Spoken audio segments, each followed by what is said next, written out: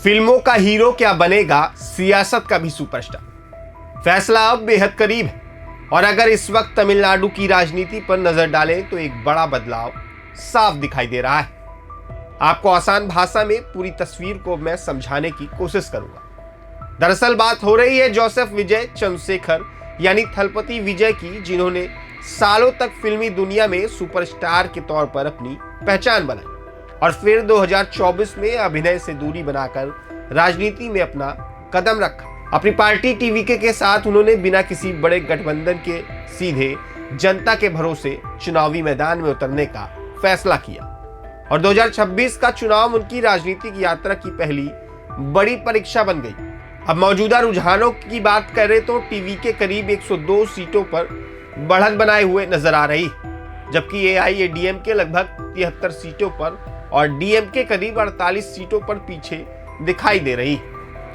इससे यह संकेत मिलता है कि राज्य की पारंपरिक दो दलीय राजनीति के बीच एक नई राजनीतिक ताकत तेजी से उभर रही है। खुद विजय पेरंबूर और तिरुचिरापल्ली ईस्ट सीट से चुनाव लड़ रहे हैं और दोनों ही सीटों पर बढ़त बनाए हुए हैं, जो यह दर्शाता है कि मतदाताओं का एक वर्ग उनके साथ मजबूती से खड़ा है। चुनावी माहौल को देखते हुए उनकी सुरक्षा भी बढ़ाई गई है, जो स्थिति की संवेदनशीलता को दिखाता है।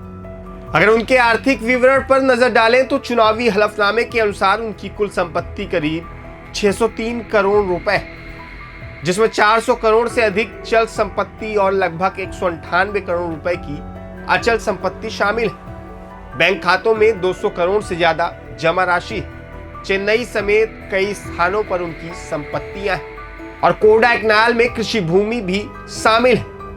उनके पास 883 ग्राम सोना और करीब 15 लाख रुपए की चांदी के आभूषण भी है। वहीं लग्जरी वाहनों में BMW 530, लेक्सस टोयोटा फेलफायर और BMW i7 जैसी गाड़ियां शामिल हैं। आय के मामले में उन्होंने वित्त वर्ष 2024 से 25 में 184 करोड़ रुपए से अधिक की आय घोषित की और वह देश के प्रमुख आयकर दाताओं में भी गिने जाते हैं।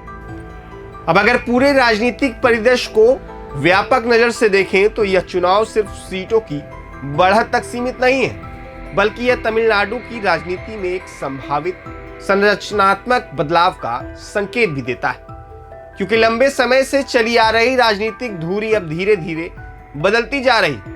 हालांकि यह भी उतना महत्वपूर्ण है कि अंतिम नतीजे ही यह तय करेंगे कि यह बढ़त स्थायी जनादेश में बदलती है या नहीं, और क्या यह नई राजनीतिक शक्ति सरकार बनाने की स्थिति में पहुंचती है या फिर मौजूदा समीकरणों में कोई बड़ा बदलाव देखने को मिलता है। ऐसे में सभी की निगाहें अंतिम परिणामों पर टिकी हुई, जो यह स्पष्ट करेगी कि तमिलनाडु की राजनीति किस दिशा में आगे बढ़ेगी और आने वाले समय में राज्य की सत्ता का संतुलन किसके पक्ष में जाता है।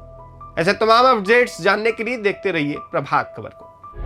प्रभातखबर.com, विश्वास वही, रफ्तार नहीं।